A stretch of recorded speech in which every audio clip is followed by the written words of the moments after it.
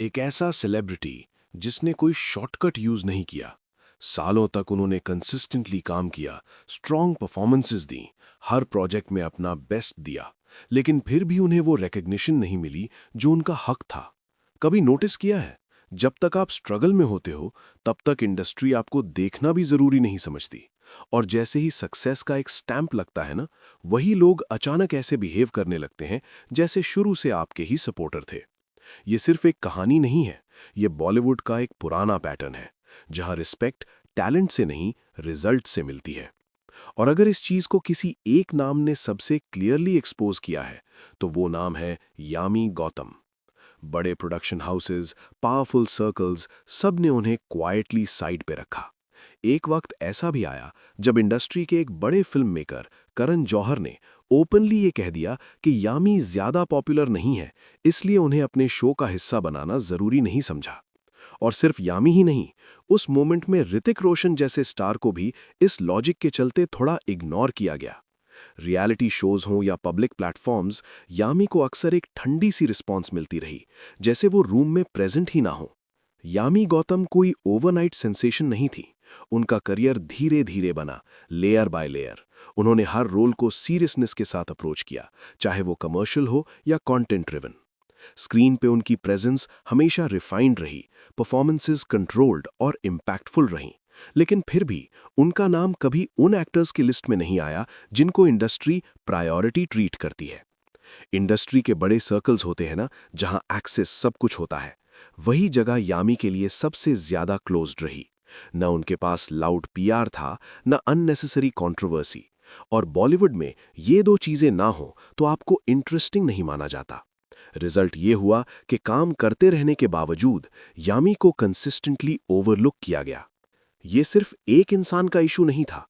उस मोमेंट पर ऋतिक रोशन जैसे स्टार को भी साइड में रखा गया, सिर्फ इसलिए क्योंकि कॉन्वर्सेशन किसी और नैरेटिव में फिट नहीं हो रही थी। ये बताता है कि बॉलीवुड के प्लेटफॉर्म्स पर लॉजिक कभी-कभी क्रेडिबिलिटी से ज्यादा कन्वीनियंस पे बेस्ड होता है। यामी के लिए ये फेज इमोशनली चैलेंजिंग रहा होगा, लेकिन एक्सटर्नली उन्होंने कभी कंप्लेन नहीं की। रियलिटी शोज हों, अवार्ड फंक्शंस हों या पब्लिक इवेंट्स, उनका ट्रीटमेंट अक्सर फॉर्मल और ठंडा रहा, जैसे उनका होना या ना होना कोई फर्क ही नहीं डालता। और ये साइलेंस सबसे ज्यादा लाउड होता है। लेकिन यहां पर एक चीज नोटिस करनी जरूरी है। यामी ने अपना काम नहीं छोड़ा। उन्होंने रोल्स चूज करते वक्त कॉम्प्रोमाइज नहीं किया। जब मेन स्ट्रीम डोर्स बंद थे, तब उन्होंने कंटेंट ओरिएंटेड प्रोजेक्ट्स को सीरियसली लिया। ये वही फेज होता है जहां या तो इंसान टूट जाता है या फिर और ज्यादा फोकस्ड हो जाता है। बॉलीवुड में एक साइलेंट रूल होता है, जब तक नंबर्स आपके साइड नहीं होते तब तक आपकी बात भी सीरियसली नहीं ली जाती। और यामी भी इसी रूल का पार्ट बन गई थी। अप्रिसिएशन प्राइवेट थी, लेकिन एक्सेप्टेंस पब्लिक नहीं था। फिर आता है वो टर्निंग पॉइंट जो हर इग्नोर्ड आर्टिस्ट के करियर में एक दिन जरूर आता है। यामी गौतम की फिल्म हक जब ओटीटी पर रिलीज हुई, तब एक्सपेक्टेशंस लो रखी गई थीं। इंडस्ट्री ने इस प्रोजेक्ट को भी कैजुअली ही लिया, लेकिन ऑडियंस ने जो रिस्पॉन्स दिया, उसने पूरा सीन फ्लिप कर दिया। लेकिन फिर सीन बदला। जैसे ही यामी की फिल्म हक ओटीटी पर रिलीज हुई और जैसे ही नंबर्स बोलने लगे, वही इंडस्ट्री जो कल तक उन्हें ओवरलुक कर रही थी, अचानक उनके काम की मिसाल देने लगी। इंटरव्यूज में उनका नाम रिस्पेक्ट के साथ लिया जाने लगा। अप्रिसिएशन के वर्ड्स फ्लड की तरह आने लगे। ये वही लोग थे जो पहले उनकी वैल्यू पे क्वेश्चन मार्क लगा रहे थे। और यहीं पर एक अनकंफर्टेबल सच सामने आता है।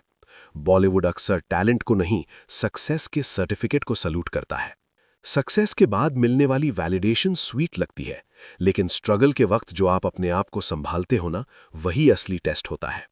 यामी ने बिना नॉइज के, बिना ड्रामा के अपना काम कंटिन्यू रखा, और शायद इसी वजह से उनकी जीत ज्यादा सॉलिड लगती है। आज जब उनकी सक्सेस की बात होती है तो लोग कन्वीनियंटली उनके स्ट्रगल को भूल जाते हैं। लेकिन जो सच है वो ये है कि उनका इग्नोर होना भी इस सिस्टम का हिस्सा था, और उनका राइज भी। ये स्टोरी सिर्फ यामी गौतम की नहीं है, ये हर उस इंसान की है जो बिना शॉर्टकट्स के अपना काम करता है और फिर भी वेट करता है कि कब उसकी मेहनत नोटिस होगी। अगर आप भी कभी इस फेज से गुजरे हो जहां आपका काम दिखता है लेकिन आप नहीं, तो समझ जाओ गेम चल रहा है। एंड रिजल्ट आप डिफाइन करोगे।